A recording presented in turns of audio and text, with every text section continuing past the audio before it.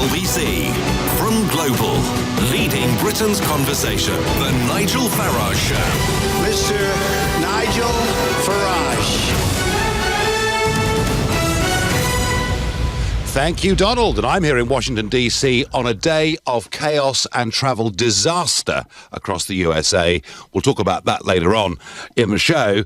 Meanwhile, it's Labour's position on Brexit. It's Labour's stance as an opposition party that is increasingly, and quite rightly, coming under scrutiny. Yesterday, there was frankly mass confusion as Diane Abbott made it clear that Labour would not support a second referendum, and yet Deputy Leader Tom Watson refused to rule out a second referendum and was supported by other Labour front benchers.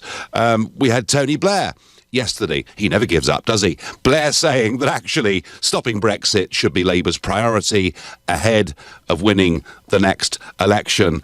And I see a direction of travel, and perhaps Alison McGovern, the Labour MP for Wirral South, and she's a founder of the Labour campaign for the single market, she kind of sums up to me where Labour are going on this. She says, we have seen more support for Labour as the Tories have fallen under the spell of Nigel Farage and the hard Brexiteers. So she's making the case that we should stay part of the single market in many ways. She's rerunning the referendum. And today, well, Barry Shearman, one of Labour's Brexit spokesmen, Member of Parliament for Huddersfield, has said that whilst the Prime Minister has been toiling away in Brussels to push Brexit talks forward, he's been quite nice in a way about the Prime Minister, he said she'd returned to see the Foreign Secretary, Mr. Boris Johnson, suggesting the UK risks becoming a vassal state if it cannot strike a deal that allows it to ditch EU laws. Shearman said, will she give us a crystal clear answer for my constituents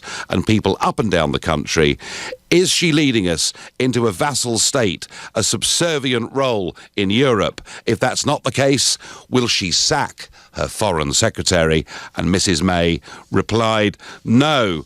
So I think if you look at the direction of travel, the change in Labour's stance on the single market, the customs union, since that general election back in June, is there enough evidence now to say that Labour is a Remain party? And if you think I'm right on that, then call me on 0345 6060 973. Maybe you think I'm being unfair and all that Labour want is the best deal for Britain, in which case text to 84850, or perhaps you're completely confused as to where Labour stands, in which case you can comment on Twitter using the hashtag Farage and LBC at LBC, and of course you can watch me on Facebook from here in DC and comment there too.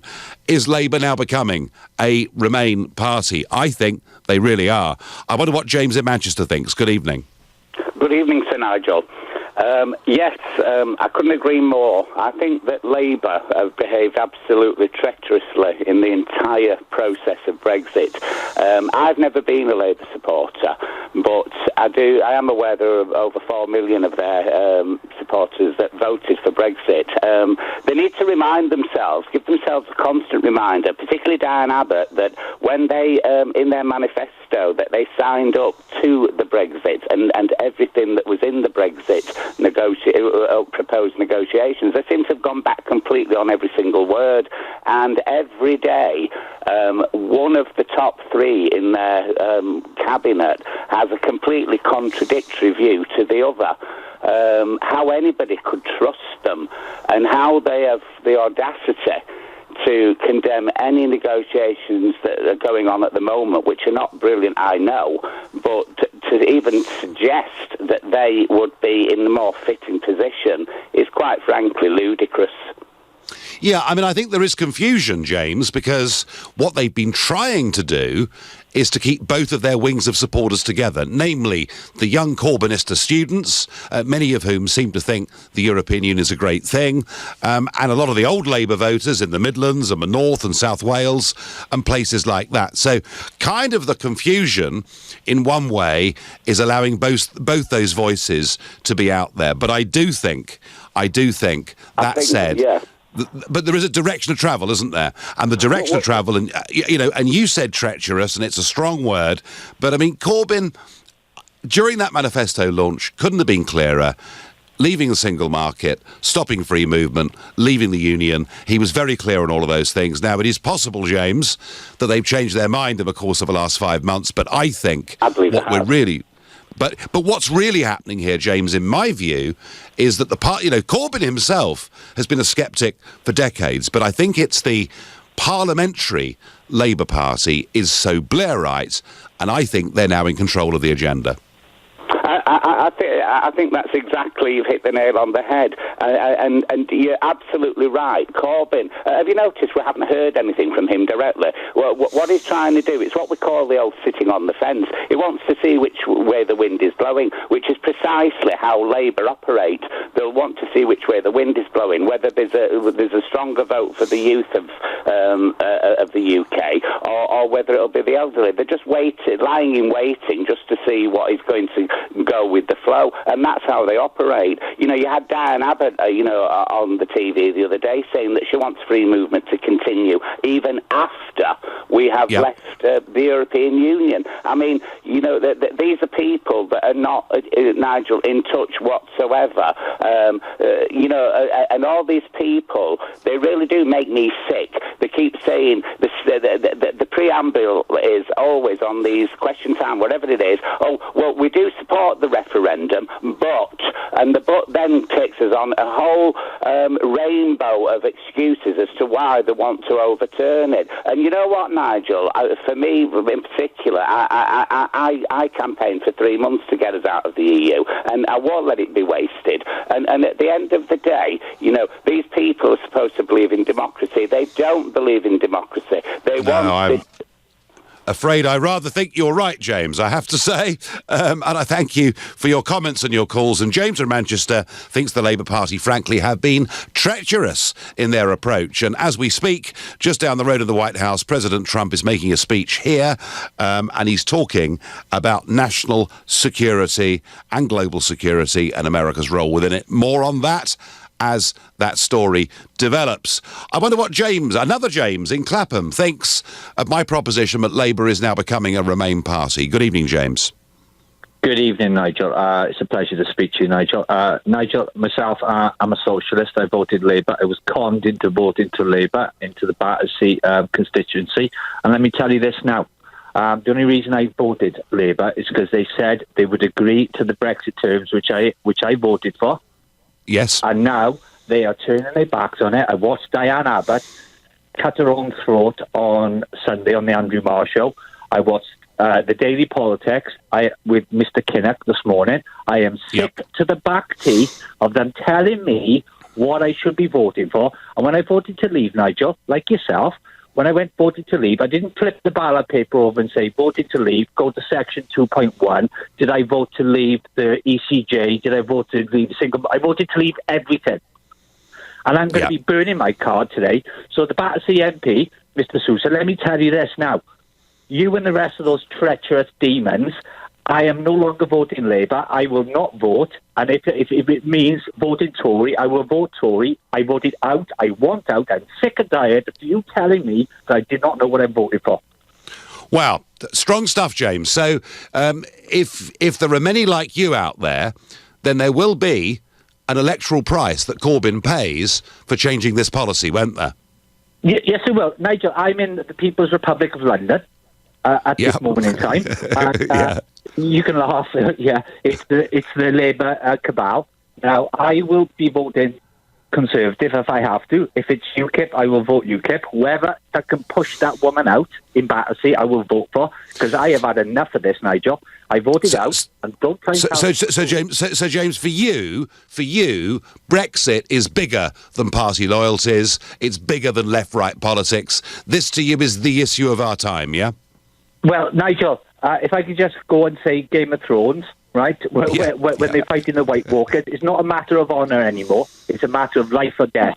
We need to come out. Right. James, very strong call. I thank you for it. Well, James there is going to burn his Labour membership card, so let down does he feel by the party. And as I say, 4 million, maybe nearer 5 million. People who voted for Corbyn last June in the general election had voted Brexit the previous year. It all depends how strong a Brexiteers they are, I guess. Charlotte is calling from the Forest of Dean. Good evening, Charlotte. Good evening, Nigel. So, are Labour now a Remainer party? Well, I think Labour are now, they have flip-flopped around for a very long time, even during the Brexit debate, and whether they want to sit on one side or another. And they've never really been able to quite make a decision. Now, I think that when Corbyn started putting in the manifesto that they may honour some areas of the Brexit agreement and that they wanted Brexit, I think that's when the pro-Blairites moved in, and they have now completely tipped the party over onto the other side, and there doesn't seem to be an awful lot of resistance apart from the usual suspects like Kate Hoey and Frank Field, who genuinely Charlotte, want Brexit. That was interesting because that division last week where the government got beaten, it was only Kate Hoey and Frank Field that supported the government on this. And I wondered then, what had happened to Badena Skinners? What had happened to these people who've been Eurosceptic for decades? Suddenly it seems that we're back to a kind of politics in both Labour and Tory where for most MPs, supporting the party matters more than political principle. Well, yes, and I thoroughly agree with you on that, Nigel. And I feel that people like Hilary Benn and Keir Starmer, they have literally eroded through whatever means the party into now taking a strong Remain stance. But the thing is that parts of them still can't sing from the same hymn sheet. And if you look at the shafting, Nicky Morgan and also the Labour Party, Long Bailey, actually got absolutely shafted on question time last week. I mean, it was a bloodbath. The party supporters gave them what for? Yeah, no, this was Barnsley, a Leave constituency, and they were not holding back with career politicians who were now supporting Brexit, despite what their manifestos had said. Yeah, no, Charlotte, I thought that was very, very instructive, as was your call. I thank you. You're listening to The Nigel Farage Show, exclusively on LBC, live from Washington, D.C., and it's 7:15. Nick Ferrari at breakfast on LBC. What would seem a rather jaunty Prime Minister claiming her government is proving the doubters wrong, securing a deal in the first phase of Brexit negotiations. Running alongside that is a story in today's newspapers on the front page of The Times that Conservatives now want her to stay until 2021. Lord Digby Jones, who's a former trade minister. We did not like tyrants in this country. We chopped the king's head off once for saying that he was omnipotent. And Parliament must be very careful it's not a tyrant to the people. Nick Ferrari at breakfast. With Hampton by Hilton. Book direct for the lowest price. Every weekday morning from 7, only on LBC. 'Twas the night before Christmas, and all through the house, not a creature was stirring, not even a mouse. But this silent night would soon cease to be, for a world of radio lay under the tree. DAB radio, smart speakers and voice-controlled speakers. This Christmas, there are so many ways to give the gift of digital radio. To find out about the many ways to give the gift of digital radio this Christmas, visit getdigitalradio.com. Love radio. Give digital. Crikey, the boiler's gone again. Cold showers. Oh, I'll have to get someone round and tidy up and get better biscuits. I've only got malted milk. I can't have no shower. I've got Zumba on Wednesday. Relax. Relax. It's Trust a Trader. Bloomin' lovely tradespeople who do the job right. You pop in your postcode and find great tradespeople right on your doorstep. Oh, he's here. Get the party rings out. Visit trustatrader.com. In the heart of London, find their heart's desire. Discover the perfect present in the home of fine diamond jewellery. Shine bright like a diamond. It could only be Hatton Garden this Christmas. So shine bright tonight. You and I, we're beautiful like diamonds in the sky. Visit hattongarden.shop. This is LBC, The Nigel Farage Show. Live from Washington. Call 0345 6060 973. Text 84850. Tweet at LBC using the hashtag Farage on LBC. The Blairites have got the upper hand in my view, and Labour is rapidly becoming a Remain party, and it was summed up today really by Barry Shearman, their Member of Parliament for Huddersfield, demanding that the Prime Minister sack the Foreign Secretary Boris Johnson for daring to suggest that we could become a vassal state of the European Union if we get a deal that doesn't allow us to change EU rules. Add to that, Mr Blair saying the party should prioritise Brexit even over winning the next election, and MP after MP now coming out saying that they want Labour to be the next government to keep Britain in the single market and in the customs union, which not only goes against their manifesto in June, but goes against the result of the referendum. I wonder what Martin in Epsom makes of that. Good evening, Martin. Good evening. I'm also angry with the Labour Party because they're not Remain enough. And I've always had a problem with Jeremy Corbyn, well, being a centrist for one thing, but for the second, him doing an appalling job during the referendum, and now clearly being on your side of the argument. From my point of view, if I were you, I'd be over the moon, because there is no one, apart from the Lib Dems, opposing Brexit. There should be an opposition in this country. They owe us a moral duty to an opposition for someone to vote for.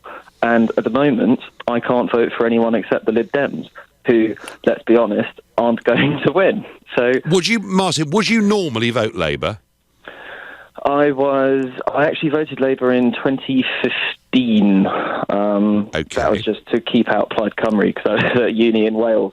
Okay. I mean, Martin, I completely understand the idea that a party in politics can oppose Brexit and want to overturn it. And Vince Cable is perfectly, I had him on the show the other Sunday, he's perfectly clear that he thinks Brexit's a mistake and it needs to be reversed. And I understand that. The point I'm making, Martin, about Labour is their manifesto back in June was a Eurosceptic manifesto. That has changed and they've moved in your direction quite a lot, haven't they?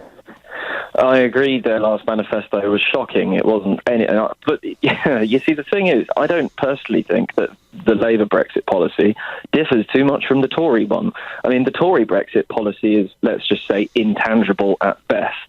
And the Labour one, as the previous caller pointed out on the opposite side of the argument, does sort of jump from side to side.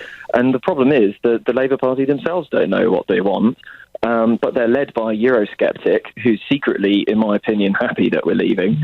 But I wouldn't worry too much about them betraying Brexit or any of that weird vocabulary that your side uses, because I think you're safe as houses, to be honest. Well, if we stay in a single market, Martin, we haven't got Brexit.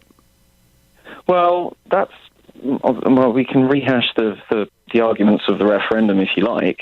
I mean, no, I know. I'm just saying that everybody on the Remain side said if we vote to leave, we'll leave the single market. That'll be a disaster. And everybody on the Leave side said if we leave, we're leaving the single market. I mean, the parameters were pretty clear on this. Now, look, everyone who voted Remain most people who voted Remain would either not have Brexit or have a soft Brexit. And I personally would prefer a soft Brexit. Yes, you're absolutely right. So you must be very pleased with the Prime Minister then, because while she talks tough at the dispatch box, as she did again today, actually she's leading us towards the softest of all Brexits, isn't she? To some degree. I also think she's still sort of being bullied by Gove and Boris, who, even if I were a Brexiteer, I wouldn't like particularly, because they both just not seem to have a single honest bone in their body. But I don't think, and Rees Moggs as well, I think there are still quite a few, what's the term, Brextremists in her party that are quite happy steering the ship. How is it extreme to want to honour the referendum result, Martin? You can leave the European Union and not the single market and honour the referendum. It was a I'm sorry, Martin. I'm sorry, Martin. Martin, everybody on both sides made it clear that if we voted to leave, we were leaving the single market. Nonsense. Half the Leave campaign said one thing. You yourself were separate from... You point out continuously that you were separate from the bus and that figure, which was a separate campaign to what you were doing. So you have to admit that there were at least two different sides campaigning for Brexit, some of which saying we could be like Norway, many of them saying we could be like Norway. Let me assure you that Boris Johnson and Michael Gove and the Vote Leave camp, whilst, yes, I did disagree with them strongly about the number on that bus, I did then and I still do, but that's by the by. On the single market, we all spoke with one voice, as indeed did David Cameron and Nick Clegg and everybody. And it seems to me, Martin, that what your side of the argument are trying to do is to reinterpret that referendum result. Nigel, the way I interpret the referendum result is by looking at the question which was asked, which is, do you want to leave, yes or no? Well, not exactly like that, but it was binary, right? 1 or 2. Yep.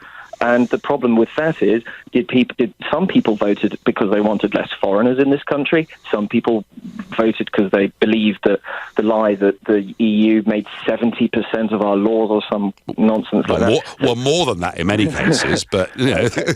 Right, but you and I can agree that different Brexit voters voted Brexit for different reasons. Yeah, no, in terms of priorities, yes. But what I'm saying, Martin, and I'm really going to strongly stick by this, is that if you're in the single market, effectively you're in the European Union because you accept the jurisdiction of a foreign court, you accept the fact that your laws are made somewhere else, and you probably would even struggle to get the ability to make your own trade deals. Nigel, if we got a Norway model, would you as an MEP lose your job? Hopefully, yes. And you could argue... the EU, wouldn't we? Then we would have left the EU. If you, as a British MEP, lose your job after Brexit and we get a Norway model, then we will have had Brexit. It will have... In a sense, what we'll have... hard remain. They don't call it what we'll have. What we'll have is a worse form... We'll have a worse form of membership, won't we? A worse form of membership than we've currently got. We'll have no say. I mean, not that we've ever had much say anyway, but we'll have no say whatsoever. We'd have to accept open borders and free movement of peoples, a foreign court, and our laws being made somewhere else. That, Martin, in my view, is what we voted against. But listen, it's a very good debate. OK. Nigel, I've also put my Labour Party membership card in the bin. They called me today asking me to stay, and when I said it was because they were going against Brexit, the guy agreed with me and said a lot of people are saying that to him, not just me then. Interesting. Wonder what Dara in Harrow makes of this. Good evening, Dara. Evening, Nigel. How are you? I'm very well. I'm watching the Tory government delay, and soften Brexit. Soften Brexit hugely, and I'm watching the Labour Party going even further, Dara, in my opinion, in what I think is the wrong direction. I mean, I myself am a Labour member, and I think I've spoken to you in the past, and I'm also someone who, like lots of other socialists, like lots of other Labour people, you know, like over 70% of Labour constituencies, wants to leave the European Union. And I have to tell you, I'm both embarrassed and disillusioned by the way in which the Parliamentary Labour Party has behaved on this issue. You know, to try and suggest that you can stay in the single market and the customs union and achieve Brexit is nonsense, Nigel. And, you know, I listened to the last caller trying to justify it technically. I know. I think the question that you've got to ask yourself is this. If you stay in the single market and the customs union, what exactly changes? And I'll tell you what changes. Absolutely nothing. You're still under the jurisdiction of the European Court of Justice to a large degree. You still have to accept the free movement of people. And you're still in a situation where you could be spending massive amounts of money paying into the EU budget. You're essentially still in the EU in everything other than name. And the fact of the matter is that the British people, you know, we voted to leave.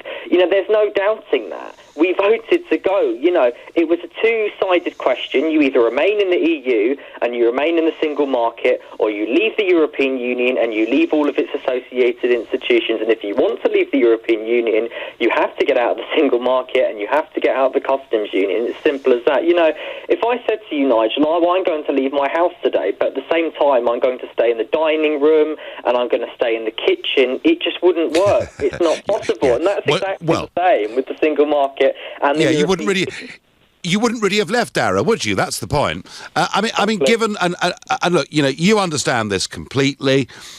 Can you, given what you just said to me, Dara, can you go on supporting a Labour Party that is turning against everything it said in its manifesto just 5 months ago?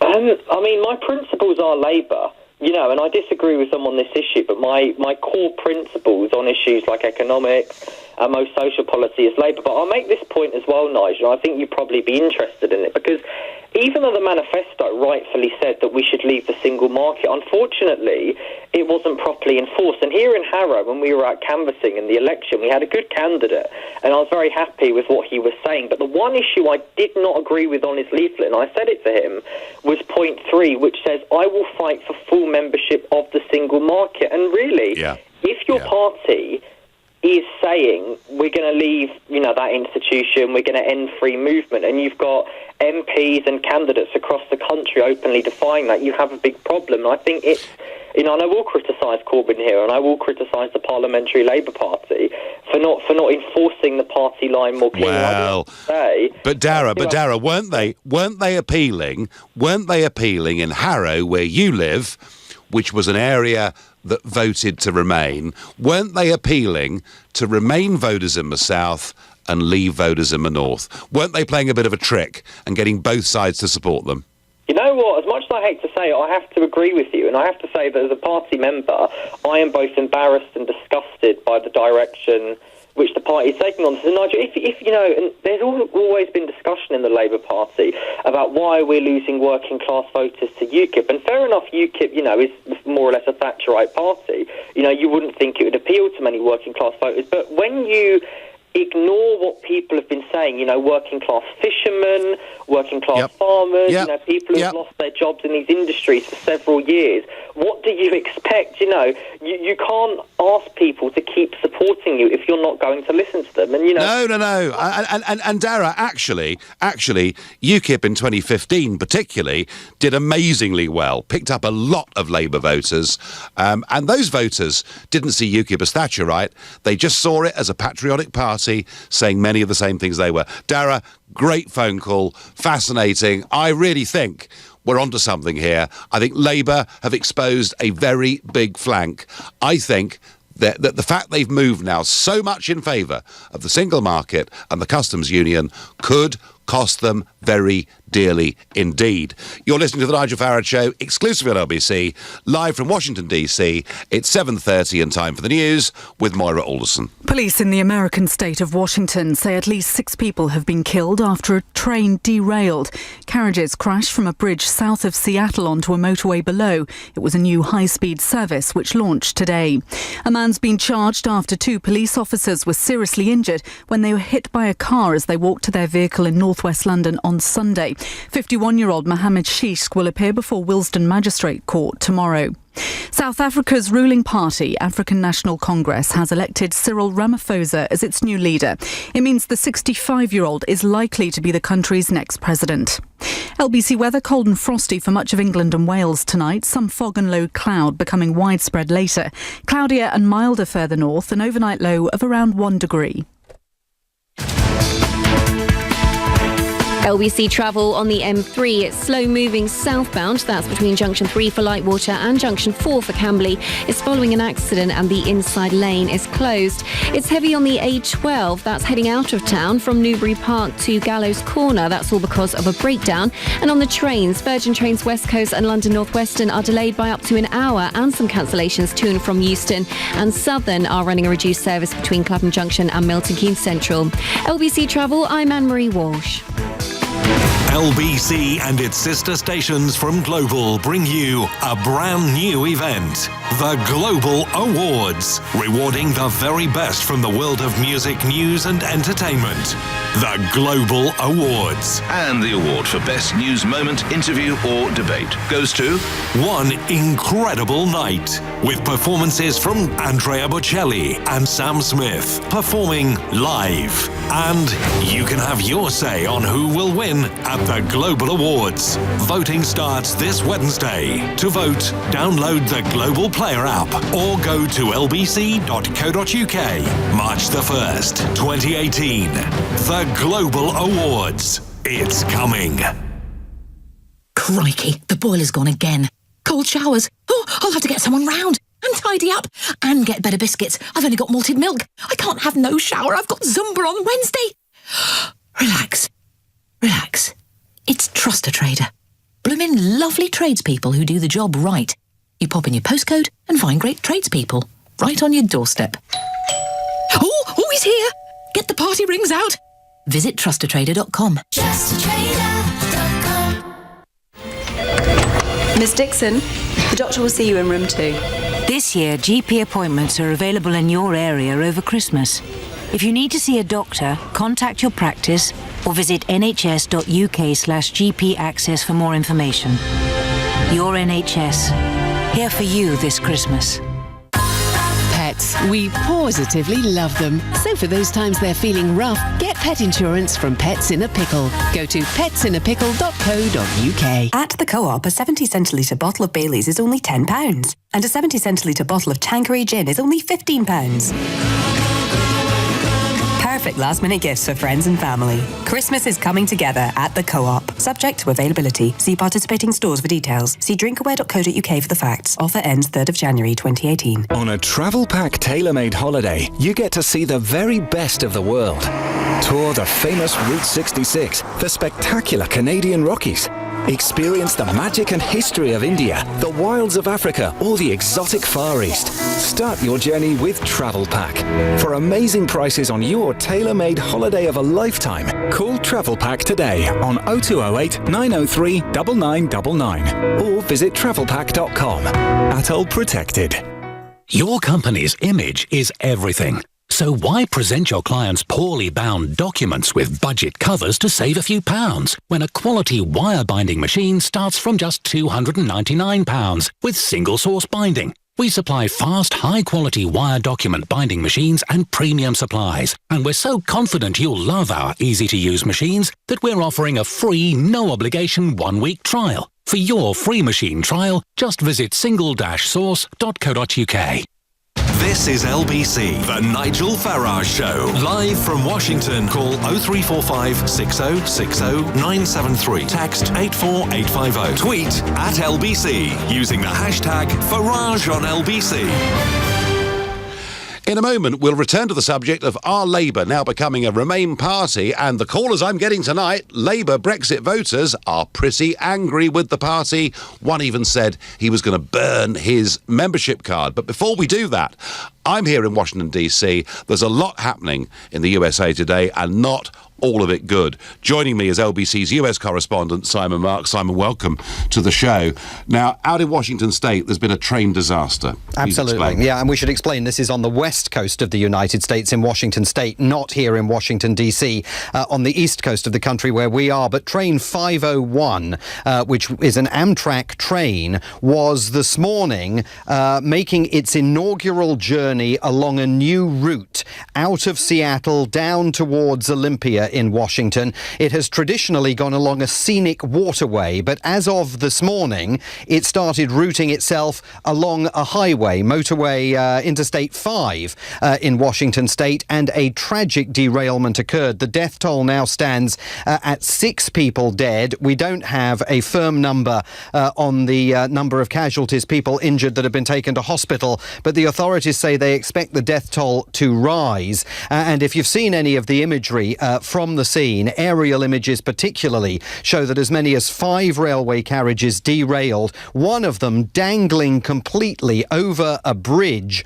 above the motorway, and remarkably, no motorists on that very busy motorway appear to have died in this accident, which is now being investigated by America's National Transportation Safety Board. There is one report, a very early and unconfirmed report, that says the train may have hit something as it approached that bridge over the motorway. But again, I think investigators are going to want to focus on the fact that this was a new route that the train was on. Day one of this new route for the first time, and one wonders whether everything had been checked out that should have been checked out before the train set off. And just explain to listeners, Amtrak run the railway service in the United States of America, and we always think of America as being the great capitalist free market. Not quite the case here. No, it's very interesting. I was saying on Bonnie and Dale show a bit earlier on. I mean, for those of us who remember the days of British Rail in the UK, Awful. Amtrak is the British Rail of the UK. It is government funded and it runs the National Railway service. And what makes Amtrak's job complicated is the fact that while it owns the stations and it owns the trains, it doesn't always own the tracks. It has to borrow tracks in some parts of the country from the big freight companies here, which do own and operate the tracks. Don't know whether that was the case on this particular section of track in Seattle or not. But, you know, the fact is that Amtrak is a state-operated, state-funded, state-managed enterprise. Its safety record has been somewhat spotty in recent years. And, of course, in vast swathes of the middle of the country, there's no real railway service to speak of in any great degree. But here on the east coast of the United States, as you know, Nigel, going from here to New York on a regular basis, and over on the west coast, San Francisco, Los Angeles, and routes further north than that, it's an absolutely vital part of America's commuter and transportation landscape. And sticking with the transport theme, Atlanta Airport, I think it's the biggest hub airport in the whole of the USA. It's massive, it's vast, international flights, domestic flights, and an extraordinary power outage. Absolutely amazing. A fire at an electricity substation yesterday is being blamed for cutting power to virtually the entire airport in Atlanta. And as anybody who flies in and out of the United States knows, you know, it only takes one electricity cut or a bad snowstorm at one airport like Atlanta or Chicago to bring the rest of the system to a standstill. At Atlanta yesterday, passengers in some cases were sitting on the tarmac for up to 6 hours waiting simply to get off aeroplanes that had landed at the airport while the power to the airport was cut. President Trump, within the last few minutes and earlier in the day on Twitter, cited what had occurred at Atlanta Airport as being part and parcel of the need for America to get its infrastructure act together, and he's proposing massive increases in infrastructural spending, and he's also been on his feet just within the last few minutes saying exactly the same about this railway accident out in Seattle. Even though we don't yet know what the cause of that railway accident was, he is citing it as an example of America's crumbling infrastructure and the need to do something about it. I have a feeling the president may have got this wrong in the case of the train accident, because it was brand new track. So it's not about lack of money, it's about something that's gone wrong. But to think that in 21st century America, its biggest airport could be out through a power outage. And it's extraordinary. I mean, I've been travelling in Asia recently, and, you know, the contrast between flying in to an American airport from an Asian airport is truly astonishing. And whatever your politics, I mean, there is a crumbling public transportation and particularly aviation infrastructure here that, for those of us who have been here, in my case, for nearly 25 years, you know, we've seen it crumble before our eyes, and at some point it's going to have to be addressed. And infrastructure apart, Trump is on his feet as we speak, putting forward a new national security strategy. Yes, he's got a doctrine, Nigel, the Trump doctrine. I think they hope this is going to be known as. He's laid out 4 pillars. This has all been going on in the last half an hour while Nigel's been on the air. 4 pillars of his national security strategy. First of all, he says, homeland security. It's all about building that wall along America's border with Mexico and cracking down on chain migration and implementing the revised version of his travel ban. Secondly, economic prosperity. He's claimed that for the first time, economic prosperity is now enshrined within his national security strategy as a key part of national security policy. It's not actually true. It's been enshrined in national security strategy since 1987, but he's prioritising it. The third pillar, peace through strength. In other words, building up America's military, maintaining its nuclear deterrence. And the fourth strategy, advancing America's influence internationally, which he said would be accomplished in part by building up American wealth and power at home. So he's still on his feet at the moment, as far as I know. Just come off stage. Just come off stage. There you go. But but that is Donald Trump's national security strategy. A very Trump speech. A very Trump, America first, but not necessarily America Alone speech. He spent the first 10 minutes really trashing, I think it's fair to say, the record of his predecessors in power, accusing them of having surrendered American sovereignty. And he says that he's sending a message to the world that all of that ends now and America is going to stand up for itself, as he put it, in a way that it has never stood up for itself before. Simon Marks, thank you for joining us and that briefing on everything happening, good and bad, in America today. Back to the Labour Party. Are they letting down their voters? I'm going to ask Danny in Epsom to answer that question for me. Good evening, Danny. Of course they are, because they're actually two parties, aren't they, really? And their only policy is to keep as quiet as they can, so we can't figure that out. I mean, I look at Her Majesty's opposition, and I look at McDonald, and I look at Diane Abbott and Jeremy Corbyn, and I think, they're such a rabble, political misfits they are, absolutely political misfits. I mean, anyone with a good political IQ could never vote for that party. But Daddy, you say that, but they're on 42% in the opinion polls at the moment. Oh, I just think because young people can't remember how bad the last Labour Party were. I mean, what worries me is Diane Abbott's talking yesterday, and one of the top two topics at the doorstep over the past 6 elections has been immigration, and everybody's ignored it apart from UKIP and yourself, Nigel. And you had to force the Tories into sort of looking at it. But you know, I've seen a lot of the towns and cities that I grew up in have completely changed. I mean, you know, it absolutely changed. And I think it's one of the biggest topics for me is that I want it to stop. I want the sort of social engineering, particularly under the last Labour Party. I mean, Wallace, Brown and Blair sold us down the river. And Danny, they don't even want to address that issue, do they? They don't even want to talk about immigration, Labour. And despite the fact in their manifesto they reassured Brexit voters they would take back control of our borders. So, Danny, the Labour Party get very few points from you, yeah? Oh, absolutely none whatsoever. And I'm actually quite frightened because I've got children. I look at our future and I think, what would happen if they got in? It frightens me because I think, you know, young people don't remember how bad New Labour were. Wow. You know, how bad they were with the economy, and they couldn't control the borders. They didn't put any caps on new EU member states. I mean, they were awful, and I think young people can't remember it. So they built less homes per capita than any other government before or after. One thing for certain, Danny, they've got a lot of support. Corbyn has got a lot of support, almost cult support, from many of our student population out there. Danny, I thank you very much indeed. May should court an election. Labour would lose millions of votes. They're getting too cocky, says Bill in Gateshead. And on Twitter, anonymously I get, like the chap on your show, Nigel, I am also not voting Labour again, and I voted for them since the days of Neil Kinnock. I sense that Labour, becoming pro the single market and pro the customs union, are now vulnerable to losing a lot of votes on this issue. You're listening to The Nigel Farage Show, exclusive at LBC, live from Washington, D.C. It's 7:45. Coming up at 8 on LBC, Clive Bull. Michael Gove says he's determined to take action to deal with plastic waste. But what can be done to deal with the millions of tonnes of plastic produced in the UK? Clive Bull on LBC.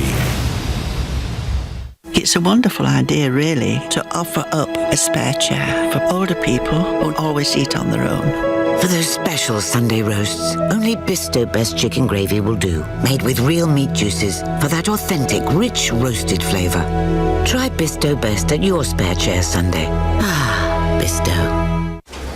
I'm there as she's rushed down the corridor of A&E. Her bloodied hands are hanging limp from the side of the hospital bed. She desperately needs a transfusion. She keeps asking for her fiancé. We turn the corner, and I'm here, finally, in the snack aisle. I pick up a selection of crisps before realising that I forgot the potatoes. Back to the fruit and veg aisle it is then. As a blood donor, you can save someone's life while going about yours. Register at blood.co.uk. Ambitious and determined to succeed. Study for a 2-year degree at GSM London for just £12,000 this February and make your bold dreams happen. Accelerated degrees are a great way to progress your career faster. And they're awarded by Plymouth University. Enroll now at our Greenford and Greenwich campuses and follow your dreams of success. Act fast. Offer ends January 15th. Search Have Bold Dreams at GSM London. Special offer. Conditions apply. Miss Dixon, the doctor will see you in room 2. This year, GP appointments are available in your area over Christmas. If you need to see a doctor, contact your practice or visit nhs.uk/GP access for more information. Your NHS, here for you this Christmas. Leading Britain's conversation, The Nigel Farage Show. Tweet at LBC using the hashtag Farage on LBC. A lot of you angry with Labour because they really have changed their policy since the general election. But having said that, there's one or two not too happy with Mrs May either. John from Brentwood says, Boris is right. May is shamefully turning us into a vassal state. How can we stop her? She seems only to listen to Remainers. Well, John, whilst I'm being very critical tonight of the Labour Party, I'm not very happy at all with the concept that when the Prime Minister tells us we're leaving the European Union on March the 29th, 2019, but now we're going into at least two-year period of transition in which none of the rules, nothing at all will change. So the truth is, we're leaving the European Union in 2019 in name only. So I think the Tory party has got some problems on this too. I'm going to go to Phil in Crawley. Good evening, Phil. Good evening, Nigel. Pleasure to speak to you. Pleasure to speak to you. So, my contention is that Labour are shifting and shifting. Yeah, sure, there's some confusion, but they're becoming effectively a Remain party. I totally agree. I mean, what I would like to say first of all is it really does annoy me how Remainers have a very selective memory about the referendum. As you said earlier, it was absolutely clear by all concerned that we would be leaving the single market. That was obvious. Yep. And then David Cameron threatening the morning after the referendum, if we vote out, here, trigger Article 50 and off we go. And the people, despite all those threats, thought, we'll have some of that, and voted out. So it really annoys me, the selective memory. As for Labour, yes, I have completely... I think what happened, I don't know the stats, but I think what happened at the last election, I think a lot of UKIP voters thought, job done, and then they had a choice of going back to Tories or going back to Labour. I don't know what that split was, maybe 50-50, I don't know. I think, Phil, that what happened was a lot of the commentators assumed that, and you're right, a lot of UKIP voters did think, look, do you know what? We voted UKIP in the European elections. We voted UKIP in the general election of 15. We're pleased we did it. We're pleased we forced a referendum. We're pleased we won the referendum. It is, as you say, many of them thought, job done. Exactly. What surprised people was a lot of the commentators thought they'd all vote for Mrs May because she's saying Brexit means Brexit. They'd all vote for Mrs May. And actually, a big chunk, maybe half of the UKIP vote, voted Labour because Corbyn was so clear in his manifesto that Labour was about leaving the single market and taking back border controls. That's exactly what happened. And I think there'd be a lot of disgruntled ex-UKIP Labour voters at the last election thinking we were duped. Now, I think, personally, there's a lot of scare stories about nobody wants an election, the Tories are scared stiff of an election, blah, blah, blah. I believe if they have a new leader, and their big colossal mistake, this is another thing that really annoys me about the election, that people, Remainers since, have been harping on about, it was clear the electorate didn't want a hard Brexit, that's why the Tories didn't get a majority. No, what actually happened was they were still 18 to 20 points in front until that stupid manifesto. And that is what summed them up. Now, I think if they got a new leader, introduced a proper manifesto, we now know where Labour are edging back towards. And also, even if Labour did get in, they're harping from the sidelines saying, look at the mess the Tories are in. They'd have exactly the same problems in their own party if they were in power. They've got the same splits. But I think if they introduce a new leader with a proper manifesto, I think the Tories will get a majority. But what I would also say is, depending on who that leader was, I know a lot of people talk about Jacob Rees-Mogg. Perhaps they do on this show, yeah. Yeah, Dominic Raab.